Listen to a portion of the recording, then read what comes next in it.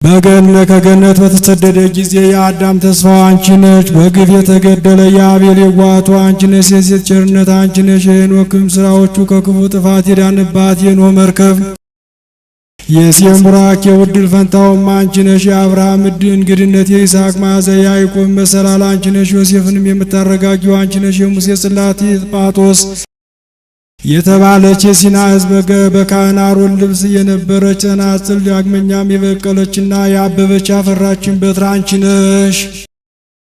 የኢያሱ የምስክሩ ሐውልት የጌዴዎን ጸምር የሳሙኤል የሽቱ ሙዳይና የዘይት ቀንድ አንቺ ነሽ። የተመካባት የእሴይ ሥር የአሚናዳብ ሰረገላ የዳዊት መሰንቆ የሶሎሞንም አክሊል አንቺ ነሽ። የታጠረች ተክል የተዘጋች የውሃ ጉድጓድ አንቺ ነሽ። የኤልያስ የወርቅ መሶብ የኤልሳዕ ጋን አንቺ ነሽ። ኢሳይያስም ስንበ ከድንግልና ጋር የተናገረልሽ ዳንኤልም ያለ ሩካቤ መውለድን የተናገረልሽ አንቺ ነሽ። ፋራን የምትባል የዕንባቆም ተራራ እየተዘጋች የሕዝቅኤል ምስራቅ የቤተልሔም የሕግ መውጫ ኤፍራታ የምትባል ምድር አንቺ ነሽ። የሲሎንዲስ ዕፀ ሕይወትን የናሆምም ቁስል የምታድን የዘካርያስ የደስታው የሚልክያስ ንጽሕት አዳራሽ አንቺ ነሽ። ድንግል ሆይ የነቢያት ትንቢትና ምሳሌ የሐዋርያት ሞገሳቸው የሰማዕታት እናታቸው የመላእክት እህታቸው አንቺ ነሽ። በመዓልትና በሌሊት በበሮቿ ደጅ የሚጠኑ የወራዙትና የደናግል የመነኮሳት መመኪያቸው አንቺ ነሽ። ድንግል ሆይ በኃጢአት ፍትወት የተጸነስሽ አይደለም፣ በሕግ በሆነ ሩካቤ ከሐና ከኢያቄም ተወለድሽ እንጂ።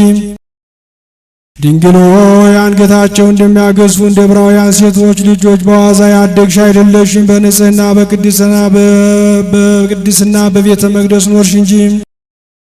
ድንግል ሆይ ምድራዊ ብስትን የተመገብሽ አይደለሽም፣ ከሰማየ ሰማያት የበሰለ ሰማያዊ ብስትን ነው እንጂ። ድንግል ሆይ ምድራዊ መጠጥን የጠጣሽ አይደለሽም፣ ከሰማየ ሰማያት የተቀዳ ሰማያዊ መጠጥን ነው እንጂ። ድንግል ሆይ ከአንቺ አስቀድሞ ከአንቺም በኋላ እንዳሉ ሴቶች የምታውቂ አይደለሽም፣ በንጽሕና በቅድስና ያጌጥሽ ነሽ እንጂ።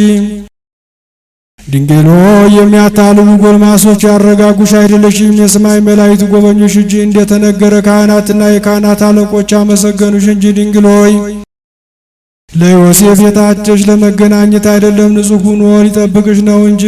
እንዲሁ ስለሆነ እርሱ ቅሉ እግዚአብሔር አብ ንጽሕናሽን ባየ ጊዜ ስሙ ገብርኤል የሚባል ብርሃናዊ መልአኩን ወደ አንቺ ላከ። መንፈስ ቅዱስ በላይሽ ይመጣል፣ የልዑል ኃይልም ይጋርድሻል አለሽ። በአባቱ አጠገብ ሳይለይ ቃል ወደ አንቺ መጣ። ሳይወሰን ጸነስሽው፣ በላይ ሳይጎል በታችም ሳይጨመር በማኅፀንሽ ተወሰነ።